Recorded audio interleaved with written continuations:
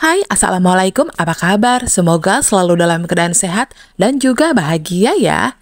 Di video kali ini akan dijelaskan sedikit sinopsis untuk tanggal 23 November 2024. Namun sebelum itu, buat teman-teman yang baru bergabung, jangan lupa like, subscribe, dan nyalakan tombol loncengnya agar tak ketinggalan video terbaru selanjutnya. Terima kasih banyak buat teman-teman yang sudah subscribe dan like video ini. Semoga teman-teman semua selalu diberikan kesehatan dan rezeki yang melimpah. Nando terlihat semakin lemah di sudut ruangan yang gelap. Tubuhnya lunglai setelah berhari-hari tanpa makanan dan minuman akibat penyekapan kejam yang dilakukan oleh Aryo. Wajahnya pucat pasi, matanya cekung, namun tekadnya tetap tak goyah. Di tengah kondisi yang serba terbatas, Nando masih menyempatkan diri untuk melakukan kewajibannya menunaikan ibadah sholat. Dalam setiap lantunan doanya, ia memohon perlindungan dan jalan keluar dari ancaman yang mencekam ini. Nando sadar hidupnya bukan hanya tentang dirinya sendiri. Ada tanggung jawab besar yang harus ia pikul, terutama untuk Saleha yang setia menanti Bara dan juga Reza. Di setiap desah nafas lemahnya, ia berjuang untuk tetap percaya bahwa harapan itu masihlah ada. Sementara itu, di balik tirai jendela, Aryo terus memantau setiap gerak-gerik keluarga Saleha dengan tatapan penuh obsesi. Ia menggenggam teropongnya erat, mengamati suasana hangat di rumah Saleha. Di dalam terlihat Saleha, Dani, Bara, Reza, dan Intan sedang melaksanakan sholat berjamaah. Pemandangan itu seolah menjadi tamparan bagi Aryo. Namun bukannya sadar, ia malah semakin yakin untuk merebut sesuatu yang tak pernah menjadi miliknya. Doa keluarga itu menggema dalam keheningan malam, memohon perlindungan dari Sang Pencipta agar dijauhkan dari segala keburukan, terutama dari ancaman yang harus membayangi mereka atau Aryo. Di sisi lain ruangan, Alisa berdiri dengan raut wajah penuh emosi. Sudah cukup baginya melihat ulah adiknya yang semakin keterlaluan. Tanpa pikir panjang, ia mendekati Aryo dan merampas teropong dari tangannya. Dengan amarah yang meluap, Alisa mengambil palu dan hampir menghancurkan teropong itu di depan mata Aryo. Berhenti Aryo, begitu pikirnya dalam hati. Meski suaranya terdengar dengan nada tegas, Alisa sudah terlalu lelah dengan sikap keras kepala adiknya. Berulang kali ia mengatakan bahwa Saleha telah menikah dan ia mencintai Nando. Dan apa yang dilakukan Aryo hanya akan membawa kehancuran. Tapi semua itu selalu masuk telinga kiri dan keluar telinga kanan. Aryo hanya berdiam, tetapi sorot matanya menunjukkan ambisi yang tak tergoyahkan. Kata-kata Alisa baginya hanyalah angin lalu. Ia terlalu tenggelam dalam obsesinya. Yakin bahwa suatu hari Saleha akan menjadi miliknya apapun caranya. Alisa meski penuh amarah merasa kecewa sekaligus putus asa melihat sikap Aryo yang tak kunjung berubah. Ia tahu ambisi seperti ini bukan hanya berbahaya bagi orang lain, tapi juga bagi Aryo sendiri. Namun Alisa hanya bisa menghela nafas panjang, bertanya-tanya sampai kapan adiknya itu akan terus terjebak dalam bayang-bayang ilusi yang ia ciptakan sendiri.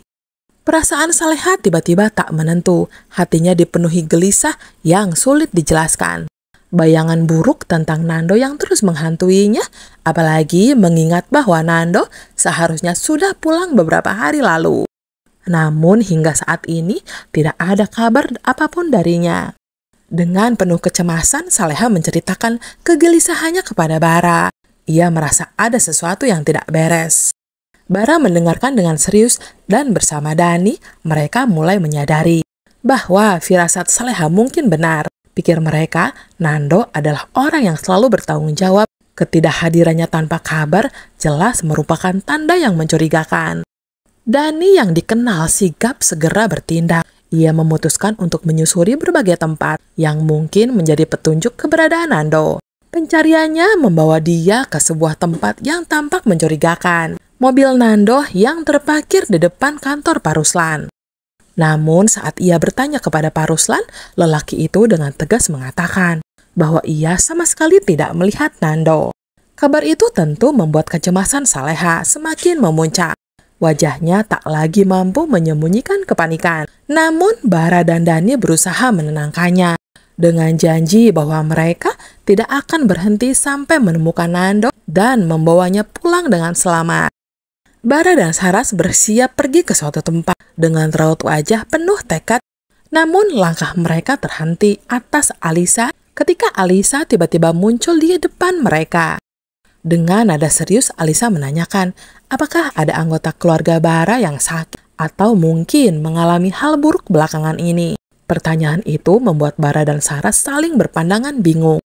Setelah sejenak berpikir, Bara akhirnya menjelaskan bahwa Nando kakaknya telah hilang dan sudah beberapa hari tidak bisa dihubungi. Kabar itu membuat suasana mendadak hening dan Saras hanya bisa menatap Bara dengan tatapan cemas. Mendengar penjelasan itu, Alisa langsung merasa ada sesuatu yang janggal. Firasatnya mengatakan bahwa hilangnya Nando tak lepas dari ulah adiknya atau Aryo. Wajah Alisa berubah serius. Pikirannya berputar mencari petunjuk yang mungkin menghubungkan kejadian ini dengan obsesi Aryo yang sudah lama ia ketahui. Dalam hatinya, Alisa merasa marah sekaligus bersalah. Namun ia tahu bahwa ia harus segera bertindak sebelum situasi semakin memburuk. Di tempat lain, Bara dan Saras secara tak sengaja melihat Aryo berdiri di sebuah konter HP. Dari kejauhan, mereka memperhatikan Aryo yang tampak menyerahkan sebuah ponsel kepada pemilik konter untuk diservis. Pemandangan itu langsung memicu kecurigaan di benak mereka. Saras membisikkan kekhawatirannya, meyakini bahwa Aryo pasti tengah merencanakan sesuatu yang buruk, baik terhadap Saleha maupun Nando. Begitu Aryo pergi dari konter, Bara dan Saras segera mendekati pemilik konter tersebut. Tanpa banyak ragu, mereka memutuskan untuk membeli ponsel yang baru saja diserahkan Aryo. Bara percaya di dalam ponsel itu mungkin terdapat petunjuk penting yang bisa membantu mereka mengungkap keberadaan Nando. Dengan langkah tergesa, mereka membawa ponsel itu pulang ke rumah dan menyerahkannya kepada Saleha, berharap benda itu menjadi kunci untuk menghentikan ancaman yang terus membayangi keluarga mereka. Sementara itu, di rumah Pak Rahmat, Bu Heni dengan penuh kesabaran berhasil membawa mantan suaminya keluar dari kamar yang gelap dan pengap. Tangannya yang lelah terus mendorong kursi roda itu dengan hati-hati, memastikan Pak Rahmat merasa nyaman. Setelah memastikan keadaannya aman, Bu Heni segera menghubungi pihak berwajib untuk melaporkan perlakuan kejam Bu Siska yang telah menelantarkan Pak Rahmat selama ini.